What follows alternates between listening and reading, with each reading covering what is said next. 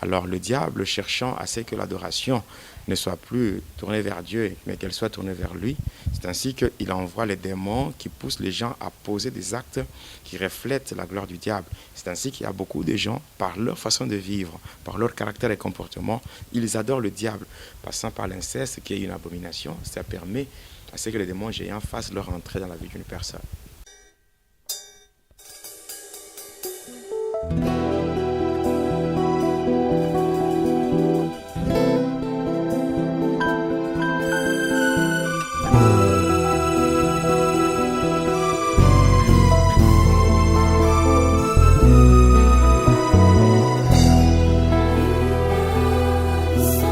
Bienvenue dans votre émission la plus préférée, Casarema Live.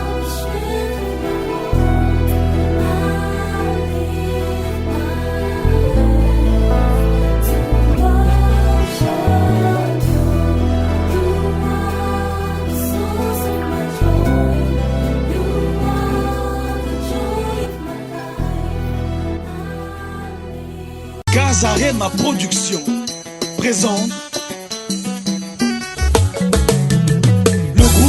d'Alliance. Cœur d'Alliance, le meilleur groupe chrétien de l'année 2014. Toutes catégories confondues. Un nouveau style, un nouveau vent pour célébrer notre Dieu. Dis un mot. C'est toi qui dis un mot dans ma vie. Cœur d'Alliance, l'album Alliance, avec des chansons inspirées du Saint-Esprit.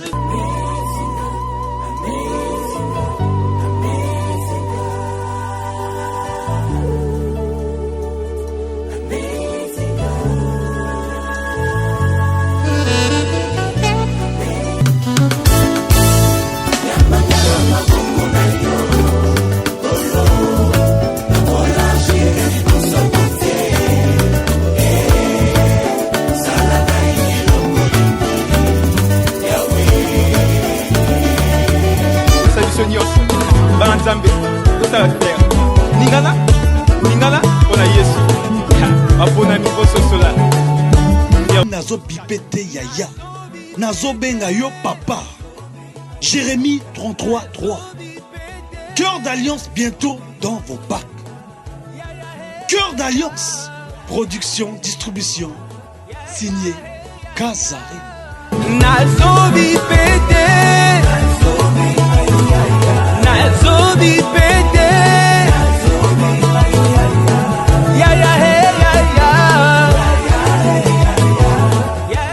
Pasteur Jonas, concernant vous, étant donné que vous étiez sorti hors du ventre de votre mère, vous avez vécu dans le monde astral avant même que vous veniez au monde terrestre. Que pouvons-nous penser de vous? Seriez-vous un démon ou un mi-démon ou un mi-homme? Comment? Bon, en rapport avec ma naissance, j'ai toujours parlé de ça dans le témoignage. Je n'ai pas vécu dans le monde astral, mais j'ai vécu premièrement dans le monde Armstrong, et où on m'avait mis à la disposition d'une mère spirituelle qui devait me faire grandir. Là, je cite, c'est Marie-Madeleine qu'on appelle dans le domaine kabbalistique, on l'appelle la dame de toilette. Alors quand j'ai vécu comme ça, elle m'a conduit dans son département où j'ai grandi, c'est-à-dire au fond de la mer Méditerranée. Alors j'ai toujours dit dans le témoignage que j'étais, pendant ce temps-là que je vivais là-bas, je n'étais pas différent d'un démon. Donc même quand je suis rentré pour vivre dans deux mondes, pour un temps je suis dans le monde des humains et pour dans le monde des ténèbres, je disais, même dans le témoignage j'ai toujours dit que j'étais mi-homme, mi-démon. Et j'ai dit encore merci à Jésus-Christ, que son nom soit une fois de plus glorifié, parce qu'il m'a transformé et il a fait de moi un enfant de Dieu, et je suis maintenant devenu un homme à part entière. Un homme à part entière, donc j'étais 50% humain, 50% démon, et je n'ai même pas honte de le dire, parce que ça fait partie du passé, et maintenant je suis un homme normal. Donc maintenant peut-être 50-50, il est démon, il est aussi un ton homme. Oui, bien, mais tous les représentants du diable qui sont dans le mystère de l'air, mais ce sont des 50% humains, 50% démons. Parce que moi, quand j'étais sataniste, je vivais comme un être humain. Dans la semaine, une semaine qui est composée de 7 jours, je vivais normalement comme un homme pendant 2 jours. Et les 5 autres jours, je vivais dans le monde de ténèbres. Et ici, dans ce monde, je ne vivais pas. Il y avait un démon qui m'est remplacé et qui pouvait prendre ma taille, ma morphologie, mon visage, et qui portait mes habits, et qui pouvait même causer avec mes amis. Mais ce n'était pas moi. Donc j'étais mi-humain, mi-démon. Mais gloire soit rendue à Jésus-Christ pour m'avoir tiré de là et avoir fait de moi un enfant de Dieu. Gloire à Dieu. L'homme de Dieu, étant comme vous étiez au moins mi-démon et mi-homme, que faisiez-vous pour détruire les chrétiens? Bon, non, il y a beaucoup de choses, hein, beaucoup de choses. On pouvait se déguiser pour changer de forme, prendre la forme féminine pour faire tomber les pasteurs, beaucoup de pasteurs dans l'adultère. Il y avait des fois où on pouvait entrer dans les églises et créer la lourdeur pour que les gens ne puissent pas écouter la parole de Dieu, détruire leur foi.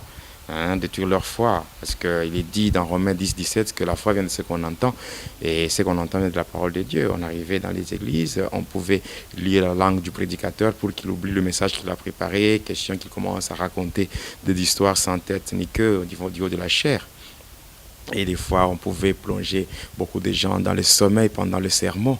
On pouvait provoquer des cris dans les églises, des bébés qui commencent à pleurer de tous côtés.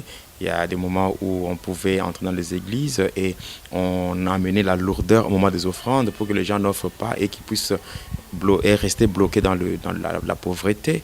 Il y avait des fois, on s'infiltrait au sein du conseil des églises, parmi les anciens, les diacres, tout, pour connaître le projet des églises, aller les bloquer dans le monde de ténèbres, pour que le projet de l'église ne puisse pas se réaliser. Il y a beaucoup de choses qu'on faisait, on pouvait aussi propager le commandement de Lucifer pour que les gens soient attachés à cela. On faisait vraiment beaucoup de choses selon les instructions qu'on recevait de la part de Lucifer. Que pouvez-vous dire concernant les hommes de Dieu qui font des objets de scandale ces temps-ci? On va voir dans des Facebook, on voit des pasteurs se déshabiller, ils sont nus, ils causent des divorces au couple, ils font des choses un peu scandales. Des pasteurs se battent, et comme il y a une église ici à Cape Town, ici, un pasteur s'est battu avec son adjoint à cause de $5,000.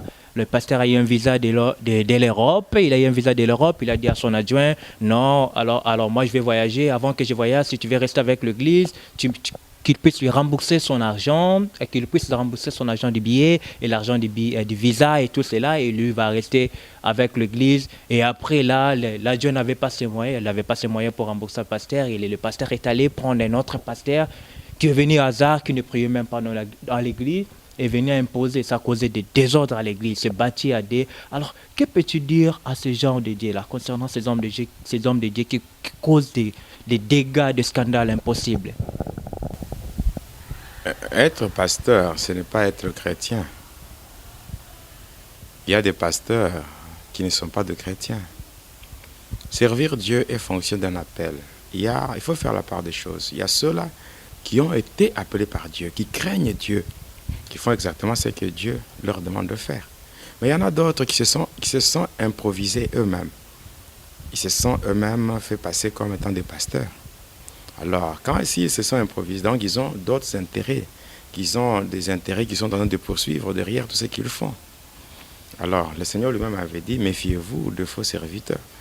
Ils viendront avec l'apparence de moutons, mais au-dedans d'eux, ce sont des loups ravisseurs qui viendront pour séduire beaucoup de gens. Et il y a des gens qui font commerce, qui font le trafic avec la parole de Dieu. Il y a des gens qui sont des businessmen, mais qui se cachent derrière la parole de Dieu. Donc, ces gens-là doivent faire très attention parce qu'on ne se moque pas de Dieu. Mais il y a cependant d'autres personnes qui ont été appelées par Dieu, mais suite à la convoitise et à autre chose, ils sont tombés. À ceux-là, je leur dis simplement de lire Apocalypse 2, versets 4 à 5, où le Seigneur dit « Ce que j'ai contre toi, c'est que tu as perdu ton premier amour. Réponds-toi, regarde par où tu es tombé, répands-toi et reprends tes anciennes œuvres avant que le mal ne puisse arriver. » C'est tout ce que je peux dire. Mais me mettre à condamner les gens, bon, je ne saurais pas vraiment le faire, mais je pourrais tout simplement dire que je suis contre ceux-là qui n'ont pas été appelés par Dieu, mais qui sont en train de faire des aventures dans l'église de Dieu. Il faut avoir la crainte de Dieu, il faut craindre Dieu. Donc si on n'a pas été appelé, il faut rester dans le banc, qu'on soit enseigné. Si réellement, le Seigneur a déjà, même si réellement il y a un leadership dormant dans la personne, ça finira par s'ouvrir au moment opportun. Et c'est ce qu'il faudra faire. Okay. L'homme de Dieu. Et à propos des chrétiens d'aujourd'hui, les chrétiens aujourd'hui, ils se disent qu'ils ne veulent plus aller à l'église à cause des scandales, à cause des habits qui est causé par des pasteurs. Ils préfèrent rester à la maison, surtout même en Europe, en Afrique du Sud, ils préfèrent écouter le CD des prédications à l'internet. Alors, c'est aussi lié à un démon qui les pousse à rester à la maison ou c'est juste un choix parce qu'il y a tant d'habits. Et si on peut dire d'écouter, de citer au moins mentionner les hommes de Dieu qui travaillent et qui exercent l'œuvre de Dieu dans la sincérité, je ne sais pas s'ils seront au moins nombre de combien ici. Alors, ils seront peu minimum par rapport à la majorité. Alors, que peux-tu dire à ces chrétiens-là qui préfèrent rester à la maison, écouter des prédications sur Internet au lieu d'aller à l'église? Non, ces gens-là, je ne suis pas d'accord avec eux. Le salut est individuel, premièrement. Quand je vais à l'église, je ne vais pas pour suivre ce que les gens font. Je vais à l'église pour rendre un culte à Dieu. Alors, s'il y a des choses qui se font, bon, vous pouvez même quitter telle église où vous ne vous sentez pas à l'aise pour vous retrouver dans la communion avec le Seigneur. Vous allez ailleurs pour prier dans une église où vous vous sentez à l'aise. Parce que aller à l'église, c'est une recommandation du Seigneur. Parmi les commandements de Dieu, je crois le troisième, il a dit « garde le jour du Seigneur ». Donc, quand nous lisons la Bible, Dieu dit « vous observerez mes sabbats et vous révélerez mon sanctuaire ». Donc, je crois qu'il y a des jours où le Seigneur, il y a des jours et des heures où le Seigneur veut nous voir dans son temple. Donc là, moi, je ne pense pas que parce que tel a fait ça, je reste chez moi, je n'irai pas à l'église. Et des jours où le Seigneur veut nous voir dans sa présence. Comme... Vous parlez du temple, j'aimerais un peu là une éclaircion et un peu nous éclairer cela. Le temple, vous parlez de l'église au moins. Alors, même la Bible nous dit aussi votre corps est le temple du Saint-Esprit. Alors, c'est un peu une petite confusion là-dedans ou moi comment? Bon, le temple du Saint-Esprit, c'est par rapport à la demeure de Dieu. Donc, Dieu peut habiter dans l'homme parce que chaque jour du matin au soir, nous ne sommes pas dans l'église. Nous sommes dans l'église pour une durée, nous sortons. Mais cependant, Dieu ne reste pas à l'église. Dieu est avec nous partout. Il est comment? Il est en nous. C'est là que nous, quand nous menons une vie de sainteté, de pureté, de sanctification, nos corps deviennent sa demeure, son temple où il est pour signifier qu'il est avec nous. Ou même quand nous regardons dans ce que Paul disait aux Galates, au chapitre 2, le verset 20, il dit, mais j'ai été crucifié avec Christ. Si je vis, c'est plus moi qui vis, mais c'est Christ qui vit en moi. Donc le Saint-Esprit habite dans le corps pour s'attacher à notre esprit afin de nous conduire dans la droiture. Selon qu'il est dit dans 1 Corinthiens chapitre 6, verset 17, la Bible dit, mais celui qui s'attache à Dieu, il devient d'un même esprit avec l'Esprit de Dieu. Donc c'est ça.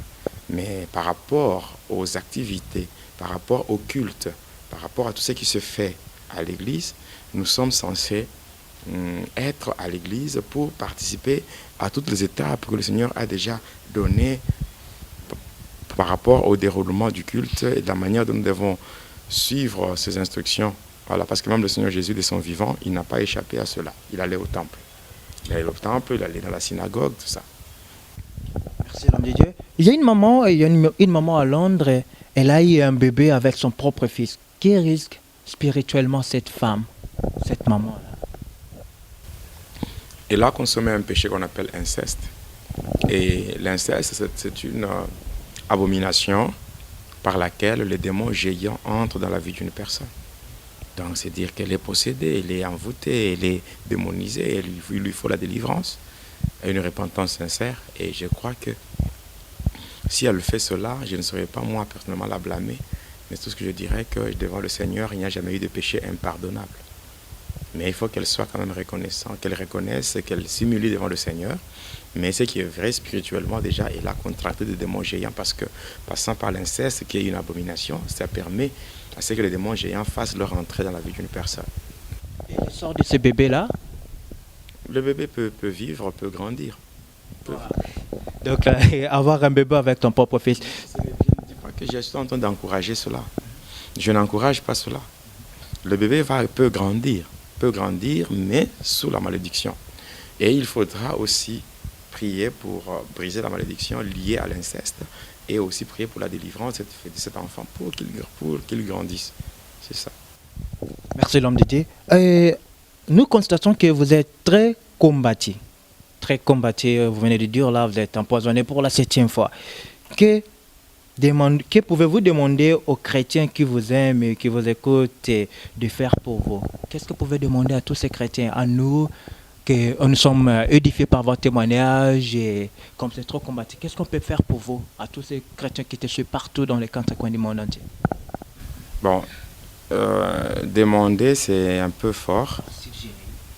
Bon, suggérer, c'est vrai. Bon, moi, ce que je peux demander, c'est demander juste aux chrétiens qui craignent Dieu, qui marchent dans la crainte de Dieu, de me soutenir, premièrement, par leur prière. Et s'ils veulent faire quelque chose pour moi, que cela soit fonction de la conviction du cœur. Si le Saint-Esprit arrive à les convaincre pour faire ceci ou cela, qu'ils le fassent selon la conviction du Saint-Esprit. Moi, personnellement, je n'ai rien à demander ou rien à exiger de leur part. Ce que je peux demander, la chose que je peux demander, c'est un soutien spirituel dans leur prière, qu'ils puissent aussi se souvenir de moi, prier pour moi pour que j'arrive quand même à accomplir la mission pour laquelle le Seigneur m'a sauvé. C'est vraiment ça. Juste la prière. Oui, la prière. Le reste, c'est la conviction. Parce qu'il faut que le Saint-Esprit puisse toucher quelqu'un pour qu'il fasse quelque chose. Alors, tout ce qui ne vient pas du Saint-Esprit, c'est pas bien. Alors, je ne saurais rien demander, rien exiger. Ce que je peux demander vraiment, c'est un soutien spirituel par la prière. Et si par conséquent le Seigneur touche quelqu'un d'une manière ou d'une autre pour dire « je veux soutenir le ministère du pasteur Jonas », la personne peut bien le faire, mais il faut que cela vienne par la conviction du Saint-Esprit. Voilà. Merci l'homme de Dieu. Parlons toujours de la démologie. Qu'est-ce qui se fait aujourd'hui? Les hommes dégoûtent leurs femmes. Et pareillement avec les femmes. En fait, il y a des gens qui sont des impudiques. Il y a des gens qui sont impudiques, des hommes impudiques, des femmes impudiques, qui sont plongés dans l'adultère, qui arrivent à dégoûter leurs femmes. Mais très souvent, mais spirituellement, pour des gens qui sont normaux, ceux qui arrivent à poser tous ces problèmes, c'est la présence des esprits qu'on appelle les femmes et maris des nuits. Ça crée beaucoup de problèmes, ça entraîne beaucoup de difficultés dans des couples, ça crée l'instabilité et surtout l'incompréhension entre les conjoints et ces histoires font à ce que les gens commencent à chercher refuge ailleurs pour aller chercher une soi-disant consolation.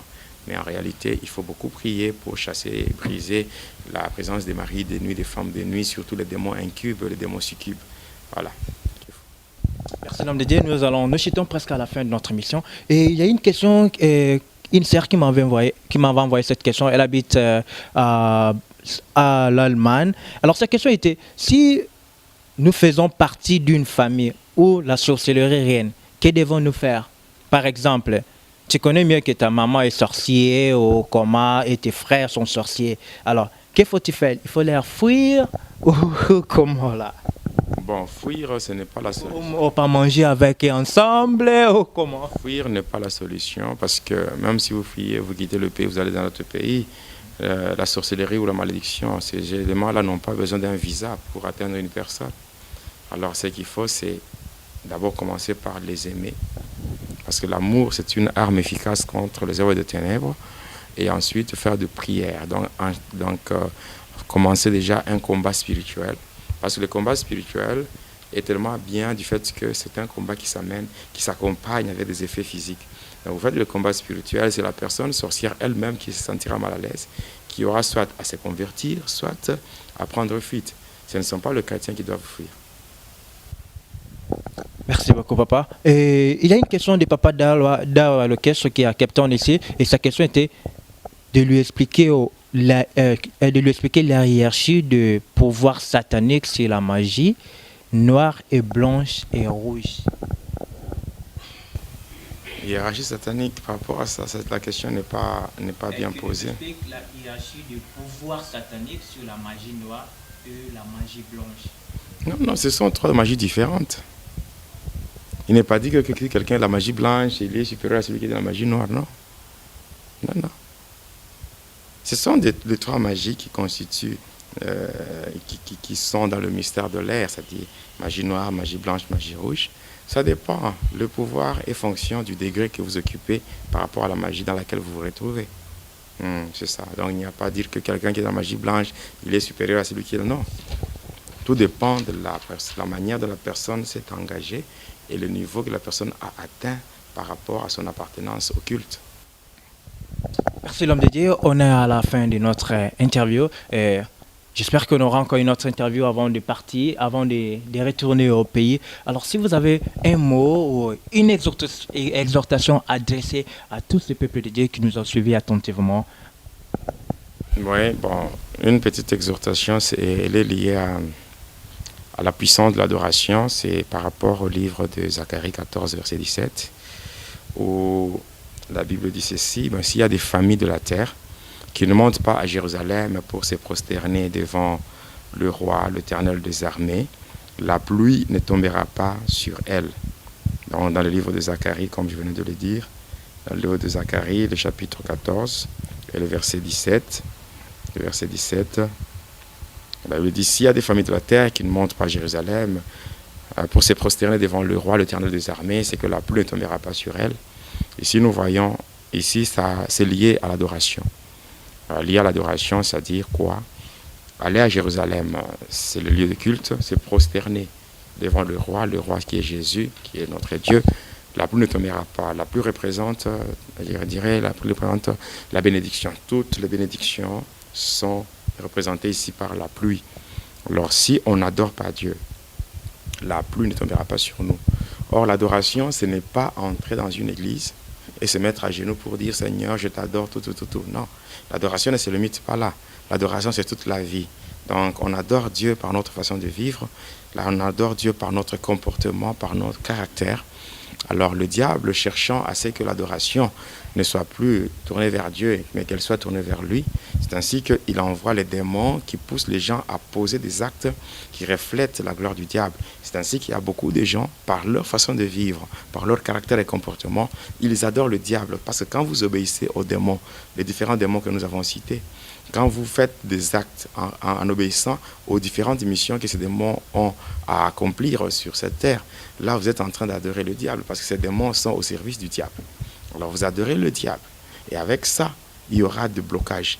Il y aura une sécheresse financière, sécheresse au niveau conjugal. Il y aura la sécheresse presque dans plusieurs domaines de la vie. Et là, ça représente le blocage parce que le ciel est fermé. Pour que la pluie puisse tomber, il faut que le ciel soit ouvert et que Dieu fasse tomber sa pluie. Alors si le ciel est fermé, la pluie ne tombe pas. Vous allez voir la même chose au temps du prophète de Baal, au temps du prophète Élie. Du fait que les prophètes de Baal s'étaient infiltrés en Israël, Élie est venu, il a déclaré, il a dit, sinon, à ma parole, il n'y aura pas de pluie pendant 3 ans et demi. Et c'est ce qui s'est fait, parce qu'Israël avait abandonné Dieu pour adorer Baal. Et on a vu, pendant 3 ans et demi, il n'y avait pas de pluie. Il n'y avait pas de pluie, il y avait une sécheresse totale, parce que l'adoration n'était pas orientée vers Dieu. Alors si au travers de nos caractères, nos actes, nos habitudes, nous ne reflétons pas la gloire de Dieu, le ciel sera fermé et la pluie ne tombera pas. On vivra une sécheresse, des blocages, autre chose. Heureusement pour nous, nous avons un modèle qui est le Seigneur Jésus-Christ. Quand nous lisons Luc 3, verset 21, la Bible dit, Jésus était au Jourdain. La Bible dit que tout le peuple se faisant baptiser, Jésus fut aussi baptisé. Et pendant qu'il priait, le Saint-Esprit, donc le ciel s'ouvrit et le Saint-Esprit descendit sur lui sous une forme corporelle, comme une colombe, et une voix fit entendre du ciel ces paroles disant, « Tu es mon fils bien-aimé en qui j'ai placé mon affection. » Alors moi je crois que quand Jésus priait, quand il adorait Dieu, étant dans la sainteté, la vérité, cela a permis que le ciel soit ouvert. Donc nous aussi, si nous essayons de chasser de nos vies tous les mauvais esprits, les démons qui nous poussent à poser des actes reflétant la gloire du diable, si nous les chassons selon que le Seigneur a dit, en mon nom, vous chasserez les démons. Si nous les chassons, nous laissons nos corps à la disposition du Seigneur et que le Saint-Esprit descend en nous. Le Saint-Esprit nous prêtera les mots de Dieu pour bien adorer Dieu, pour toucher le cœur de Dieu. Car il est écrit, l'heure vient, elle est déjà venue, où les vrais adorateurs adoreront le Père en esprit et en vérité. Et Romains 8, verset 26 à 27 nous dit, de même intercède par des soupirs inexprimables. Alors avec ça, si nous sommes libérés de tous ces mauvais esprits, nous les abandonnons, nous les chassons et que nous sommes maintenant habités par le Saint-Esprit et revêtus de la puissance du Saint-Esprit, je crois que nous allons bien adorer le Seigneur et cela permettra à ce que le ciel soit ouvert et que toutes les bénédictions de Dieu deviennent notre partage au nom de Jésus-Christ. Voilà un peu cette exhortation que je voulais donner à tous les enfants de Dieu pour qu'ils puissent marcher avec Dieu et abandonner tout ce qui est du diable. Merci beaucoup. Amen, l'homme de Dieu. Il y a une question qui m'est venue. Il y en a plusieurs personnes qui se posent des questions sur le pasteur Jonas et sur des réseaux sociaux. Parce que sur Facebook, il y a votre nom qui apparaît là, le pasteur Jonas. Alors, il y a des gens qui demandent, des fois, ils envoient des demandes, ils envoient des demandes d'amis, il n'y a pas de réponse. Alors, pour qu'il n'y ait pas une confusion, est-ce que le pasteur Jonas est sur des réseaux sociaux ou pas? Oui, c'est Facebook, sauf que ces derniers temps, je n'utilisais pas le Facebook. Mais je crois d'ici quelques jours, je vais reprendre. Donc d'ici, je crois, 3 à 4 jours, je vais reprendre parce que j'ai un compte Facebook. Donc c'est ça. À part Facebook, vous n'avez pas d'autres comptes? Parce Aussi. qu'il y en a plusieurs personnes qui utilisent des réseaux sociaux de gens sans même leur autorisation et comme d'autres là pour ne pas m'acheter. Facebook, puis j'ai aussi ma boîte électronique, mon adresse email. Voilà, ce sont les deux que j'utilise. Il y avait aussi un website. C'est tout. Merci beaucoup l'homme de Dieu d'avoir honoré notre invitation. Merci. Merci beaucoup. Et moi aussi, je vous remercie pour m'avoir invité, pour m'avoir permis de parler de la part du Seigneur. Que Dieu vous bénisse et qu'il bénisse Casarema. Amen. Amen. On est à la fin de notre émission. J'aimerais directement remercier tous ce peuple de Dieu, tous ces gens de bon cœur qui nous prêtent leurs mains dans des temps d'hier, dans des bons moments. Ils sont toujours avec nous et ils ne nous laissent jamais. Et je m'en vais directement saluer ma maman Sarah Tamboué à Londres et le bébé David. Maman, je suis vraiment reconnaissant. Je suis vraiment reconnaissant envers vous. Merci pour tout ce que vous faites. Merci pour des conseils. Que le Seigneur Dieu vous bénisse abondamment. Et sans plus tarder, je m'en vais aussi saluer Papa Dola à Londres aussi. On est toujours à Londres. Papa Dola à Londres. Et Coco Jaco. Sans oublier maman Élisée Ngoussani, l'épouse de Papa Dola. Et à mon réalisateur de tous les jours. Là, je ne pourrais pas finir l'émission sans pourtant lui remercier aussi le frère Pichou. Voilà, il est toujours avec nous. Qu'il pleut, qu'il neige, en winter, il est toujours avec nous. Papa Pichou, que Dieu te bénisse également. Et je m'en vais aussi saluer Gladys Moubiala, la parisienne très intelligente. Et je salue aussi Diane Balimo à Londres. Je salue Maman Célestine Marquise en Suède. Et je salue aussi Maman Clarine Kengi, pasteur Moïse Firi. Le pasteur Moïse Firi, c'est le pasteur qui a reçu le pasteur Jonas ici à Cape Town. Et sans oublier aussi notre bébé Isaac et Samuel et Laetitia, le fils du pasteur Jonas. Et sans oublier Maman Lydie Pala, l'épouse du pasteur Jonas Kotopala. Et l'église Eklisha, l'église évangélique Christ notre salut à Lubumbashi, l'église dont le pasteur Jonas dirige. Et je m'en vais aussi saluer nos frères de Cœur de Lance. Leur album va sortir c'est fin du mois sur Casarema. Restez branchés. Vous avez vu le tournage des clips, que tout l'univers et d'autres chansons. Vous serez vraiment bénis par cet album Alliance, je vous garantis. Un album très très bien avec des chansons inspirées comme A Stand Amaze, Alliance, Ma Raison. Il y en a tellement nombreux. Cité des Réfis. Et je m'en vais aussi dire un grand merci à la sœur Betty Toumba qui est toujours avec nous. Papa Daddy d'Awa Location Production et Maman Wally ainsi que Brandon. Et je m'en vais aussi saluer mes petits jumelles Blessing, Mbenga, Fiel Mbenga, Wandez Mbenga, Titus Mbenga, Jude Mbenga. Et je salue aussi Papa Boni Beya. Sans oublier Mams Oscarine Babwa en récit de Kokoko à toi, Casarema récit, always the best. Alors, que Dieu vous bénisse et restez toujours branchés sur le site chrétien, le www.casarema.fr. www.casarema.fr